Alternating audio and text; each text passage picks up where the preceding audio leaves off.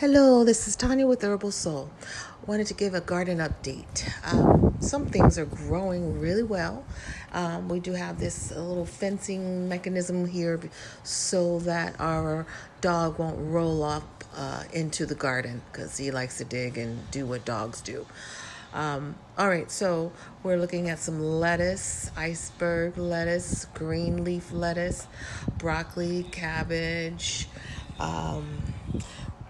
Right here, just more lettuce there, and there's some beets along with celery.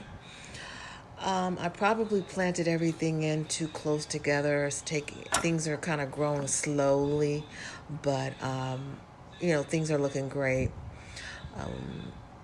So there's our celery sprouting up, our Walla Walla onions. There's our okra having little problems with pests, so I put some onion skins there.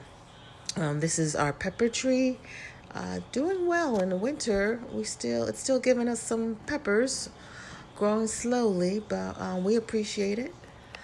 And so that's a good thing. Hopefully it'll continue to give us some peppers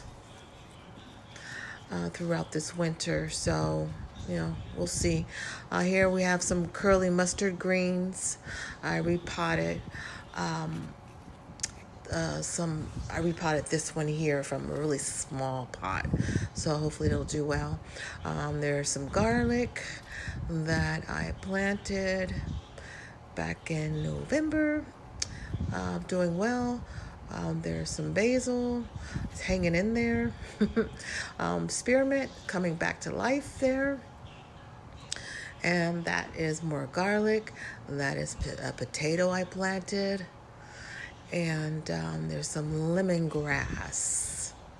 Yeah, please excuse the outer mechanism. That is a long story there. There's dandelion. Dandelion is excellent for so many things. Do not sleep on dandelion, and grow it if you can. I know it's a weed, but it's $1 million weed.